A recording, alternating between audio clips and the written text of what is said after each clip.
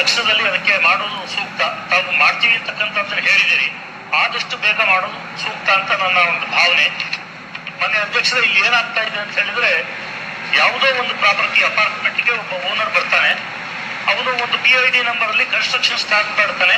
Construction ಆದ್ಮೇಲೆ ಆ PID number suppose 1 ಅಂತಿದ್ರೆ 1/1 1/2 ಅದು ಎಷ್ಟು ಅಪಾರ್ಟ್ಮೆಂಟ್ಗಳು ಬರುತ್ತೆ ಅಷ್ಟನ್ನು ಕೊಡ್ತಾ ಹೋಗ್ತಾನೆ. ಅದರಲ್ಲಿ ಕೆಲವು ಪೋರ್ಷನ್ಸ್ ಅನ್ನು ಅವ್ನು ರಿಟೈನ್ ಮಾಡ್ತಾನೆ. ಆ ರಿಟೈನ್ ಮಾಡಿದಾಗ ಆ ಓನರ್ಶಿಪ್ ಲ್ಯಾಂಡ್ ಅವನ ಹೆಸರಲ್ಲೇ ಇರುತ್ತೆ. ಓನರ್ಶಿಪ್ ಹೆಸರು ಓನರ್ ಯಾರು ಇರ್ತಾನೆ, ಒರಿಜಿನಲ್ ಓನರು, ಇವರಿಗೆ ಪಾರ್ಕ್ ಓನರ್ಶಿಪ್ ಕೊಟ್ಟಿರ್ತಾರೆ. ಆದ್ರೆ ಲ್ಯಾಂಡ್ ಓನರ್ಶಿಪ್ ಅವನು ಯಾರು ಇರ್ತಾನೆ ಅವನ ಹೆಸರಲ್ಲಿರುತ್ತೆ.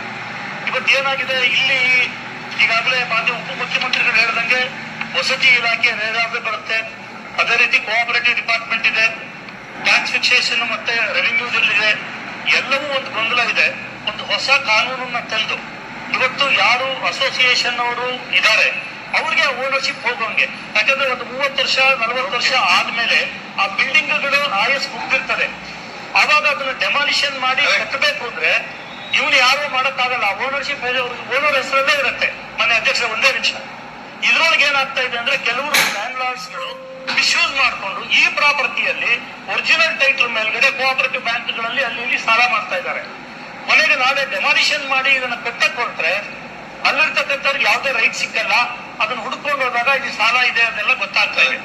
ಆದ್ರಿಂದ ಇದನ್ನ ಅಮೂಲಾಗ್ರವಾಗಿ ಇದನ್ನ ಒಂದು ಪರಿಷ್ಕರಣೆ ಮಾಡಿ ತಾವು ಏನ್ ನಿರ್ಧಾರ ತಗೊಂಡಿದ್ದೀರಿ, ಇದು ಒಳ್ಳೆ ನಿರ್ಧಾರವೇ ಇದೆ.